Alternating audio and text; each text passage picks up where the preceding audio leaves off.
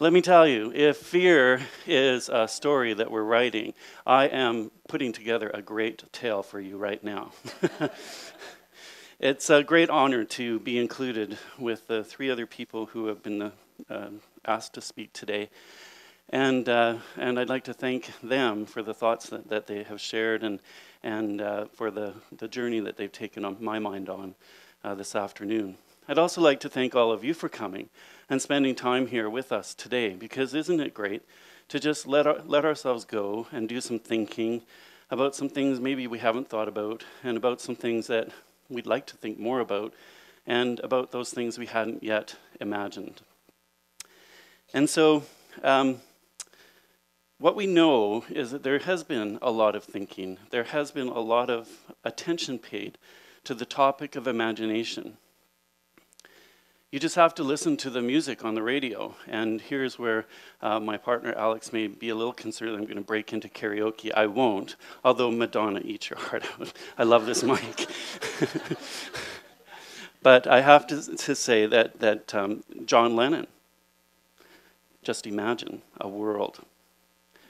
Imagine dancing on rainbows, and so on and so forth. There's all kinds of songs and art and literature that talk about imagination and try to make sense of what I've come to understand is a very complex phenomenon in human development. So, where do you get your great thoughts from? When do they come to you? I can tell you, this morning I gave the best ever TED talk while I was in the shower. I was kind of hoping you were all going to be there, but it would have been a little creepy, and a little uncomfortable both for you and for me. So that's a good thing that didn't happen. But is it during your walk or during your hike or when you're falling asleep at night? When is it that those great thoughts come to you? Those great thoughts that shape the way that you're going to live your life, that shape the way that you're going to have relationships, that bring you to a different place and a different understanding. So what I'd like to do this afternoon is, instead of imposing or giving a whole bunch of knowledge, I just want to take you on a mind journey. And I'd like you just to relax your minds and hook on to some thoughts maybe that some of the other presenters have shared with you today, or hook on to some thoughts as I'm going through my presentation, and just let your mind wander. The title for this presentation actually happened about 26 years ago. And I was reminded of this process and this endeavor when, for some reason over the past few years, a number of my students from that time period have been contacting me. And so maybe they've grown up and been kind of curious about what's happened to old Mr. Jones and where he ended up in the world. And maybe they were thinking about what it was like to be in grade 4. So there I was doing a drama activity with some grade 4 students. And they were all laying on the floor. They had done a relaxation exercise. And I said to them, imagine, and I can't remember what I asked them to imagine, but I asked them to imagine something.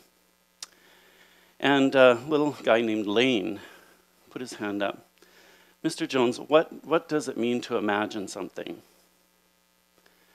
And I was kind of stumped, I have to say. I was a little, I thought, how do I answer that question? So I said, well, when you close your eyes, do you get pictures? Do you get images or ideas? No.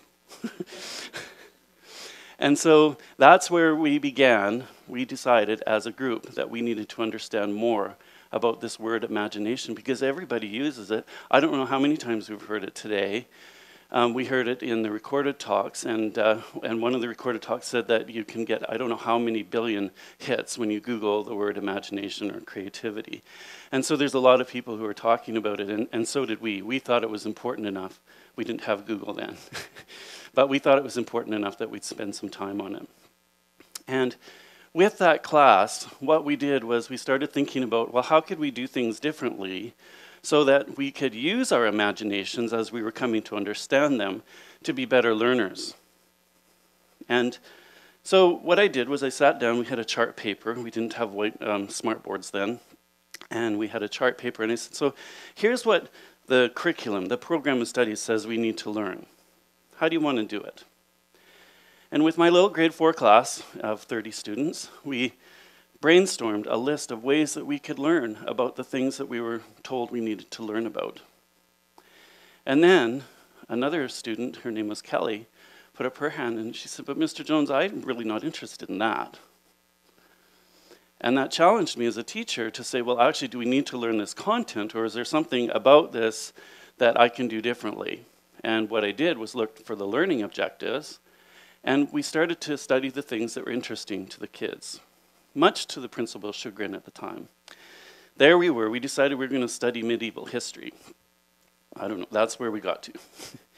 And I think he was a little astounded when we were outside and the children were riding each other piggyback, and they were doing medieval banana jousting with their bananas, jousting and knocking each other off in the field and having those kinds of competitions. And then we decided that we needed to carry in a boar's head and have a medieval traditional celebration, but we didn't know where to get a boar's head. So we made one out of ground beef. And those are the kinds of experiences that the children are remembering. Well, they're now adults. They're contacting me years later and they're saying, "Oh, do you remember, Mr. Jones? We had the Neverland poster." And it wasn't the Peter Pan Neverland poster that we had. It was actually a map of things that we achieved, each of us individually, that we never thought we would be able to achieve. That's the kind of thing that they remembered. And it made me think, is that what imagination is? So then we come to the understanding that imagination is not only about thinking forward, but it's also about being in the present and learning how to be in the present. And it's also imagining the past. So, where did I go from there? What I've done over the last few years is try to get a sense of imagination through a variety of lenses. And the first lens that I think about is the intuitive lens. The intuitive lens is that one where you look at something or somebody and you say, "Oh, wasn't that imaginative?" Something in you resonates and tells you that something happened that was different, that was out of the ordinary, or that was extraordinary. An art piece, a student's behavior, a story that's been told. Somehow we know that that wasn't normal, that it took them out of their current understanding of the world. But when we stop to think about what the signs were, or what the indicators were that it was imaginative, I'm not sure that we can all describe that to ourselves or define that to ourselves. Another lens that we're all very familiar with is the artistic lens. And recently our Board of Education, a year ago, they established a set of learning expectations for all students. And the domain of creativity and imagination was defined by the Board of Education. And it's become one of our drivers in our education system, that every student must have an opportunity to develop in the domain of imagination and creativity. Part of my job was to prepare a reasonable interpretation for the board so that we were talking about the same thing. And it became abundantly clear that, not unlike most people, our board and many of our staff who were engaged in this conversation limited our conversation to the artistic understanding of imagination. That we only express our imagination through products of art, either visual art or art that we've created, or dance or music. What we needed to do was push beyond that, to say that actually imagination is the entry point to changing our worldview and changing our understanding of who we are in the world. We also know that in the science world, there is an expectation that we be imaginative. I think of the story I heard recently of a young man who wanted to create or find a cure for a particular kind of cancer. And he embarked on this all on his own. He read medical journals, he did research on the internet, he talked to people, he talked to experts in the field.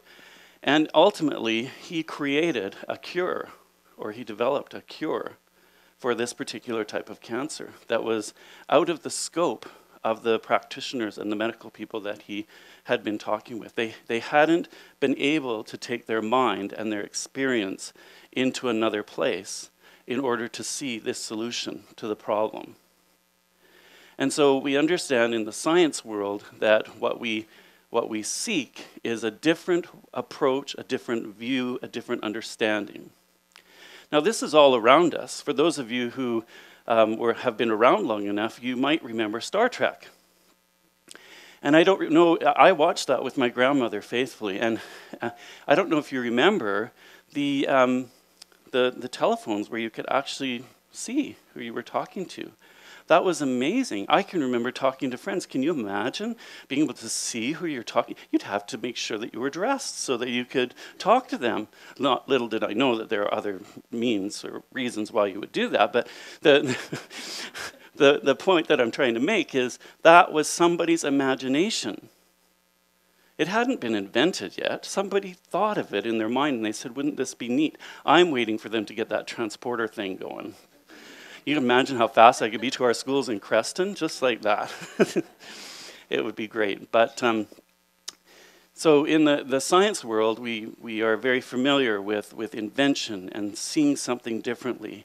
I have been astounded with the Curiosity, the rover that is currently on Mars. I don't know if you've been following it, but it absolutely amazes me. Here we are. I can sit in my living room, unconnected to any wires, and have real-time images of Mars being sent to me faster than I can phone you with my cell phone. The signal is faster. It boggles my mind. Now, did somebody think of that because they said we need it?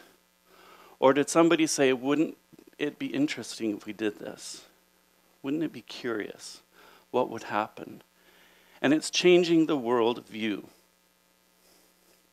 And then, of course, there's the business lens, and that's been alluded to in a couple of our presentations today, where businesses are more and more looking for people who they're saying must be imaginative and creative. People who can step outside of what is known and find different solutions to the challenges that are coming to us. And so it's interesting when you read a job ad, and it says seeking people who are imaginative or who are creative. I wonder how many different interpretations or impressions of that there are. Do people go to their job interviews dressed creatively? Or do they demonstrate how they can find a variety of different ways to look at a problem or a challenge and take us out of our current understandings? One of my favorite activities is watching children. I don't know if you've ever done that, and it is an amazing experience just to sit back and watch children when they play. Last year I had the great opportunity when the teachers were on strike. I was doing supervision at a school. Every morning I would be out there and I was watching, and I remember the first big snowfall. And the children I was observing at that particular day were making snow angels. And the problem that they were trying to solve was how to get up out of their snow angel without wrecking it. They were working collaboratively. They were trying different things. Some snow angels got wrecked in the process, but they just made another snow angel and tried again. Have you ever watched to see who the leaders are when they're playing? They're emerging as leaders even as young as kindergarten or earlier. And at an earlier age nowadays, children are engaged in what we call moving from parallel play to being able to talk with and play with each other. The bottom right-hand corner of the screen here is our most perplexing challenge right now. How is this play? But what we know is that play is opportunities for us to try on life, to try it out, to try out the different roles and the things that we're curious about. But I have some good news for you. Play isn't just limited to children. And this is one of the challenges we have in the domain of understanding imagination. In fact, adults need to play, and our teens need to play, and we need more of it.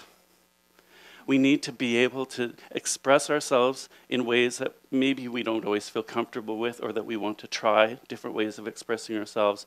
We learn how to interact with each other. We change the way we see the world, and we play with each other. But we don't do enough of it. Somehow it stops, and everything has to be really serious all the time. But it doesn't need to be that way, and it shouldn't be that way. What would it be like if our teachers spent some time playing with each other? Now, you know what I mean. Oh, yes. We need to be concentrating on helping ourselves and our students over the threshold into the future we haven't yet imagined. We need to be asking ourselves the questions and teaching our children how to ask the questions about a world that is coming to us, but that we can co-create. That's what we need to be about as educators. And we need to take this challenge seriously.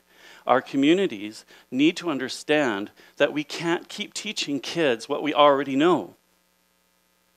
They have to start teaching us some things we don't know and that we want to know.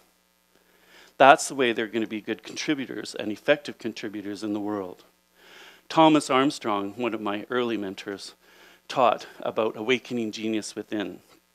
Each child comes into life with wonder, curiosity, awe, spontaneity, vitality, flexibility, and many other characteristics of a joyous being. It's imperative that we as educators take it up, that we help the children find their genius, and understand that everybody is good at something, and we can help them be good at that. And we can help them grow and explore in other areas too. We need to welcome play. Welcome exploration in multiple venues and multiple formats. We need to value failure as a condition of learning. We don't need to be perfect. We need to try and try again, and we may never quite get it right. We need to know how to persevere, and we can't shy away from rigor. We need to welcome challenge. Kieran Egan taught us that engaging the imagination is not something to be attended to after the work of hard learning, but rather it is the workhorse of learning. And then there's Einstein. There comes a time when the mind takes a higher plane of knowledge but can never prove how it got there. All great discoveries have involved such a leap. My hope for each of you today, and for myself, is that in some way we've taken a leap and a giant step as a result of being here today together, and that we can go out and change the world by welcoming people to play and enjoy their imagination. Thank you.